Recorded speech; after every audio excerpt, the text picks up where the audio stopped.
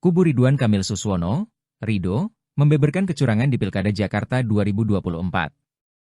Pihak Ridho telah menyiapkan gugatan perselisihan hasil pemilihan umum, PHPU, kepada Mahkamah Konstitusi, MK. Rencana gugatan itu tidak membuat tim pemenangan Pramono Anung Rano Karno khawatir.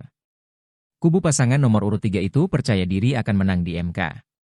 Pasangan yang mengusung tagline Jakarta Menyala itu telah ditetapkan KPU DKI Jakarta sebagai pemenang Pilkada Jakarta 2024.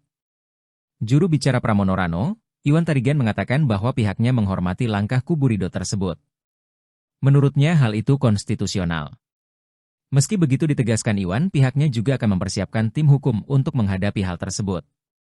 Iwan mengaku tidak khawatir karena sudah melaksanakan cara-cara pemenangan Pilkada Jakarta dengan beretika. Ia menerangkan bahwa pihaknya hanya didukung 3 parpol di Pilkada Jakarta. Sementara itu pihak Ridho didukung oleh 16 partai. Sementara itu Lembaga Advokasi Hukum Indonesia Raya DPP Partai Gerindra selaku tim hukum Ridho mulai menyiapkan sengketa hasil Pilkada Jakarta ke Mahkamah Konstitusi, MK. Pengajuan permohonan sengketa hasil itu akan memuat berbagai masalah yang mereka anggap telah mengganggu pelaksanaan Pilkada Jakarta periode ini.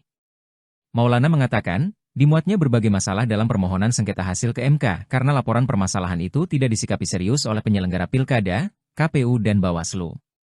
Ia mengurai, salah satu masalah yang ditemukan adalah formulir C6 atau undangan mencoblos banyak tidak sampai ke tangan pemilih.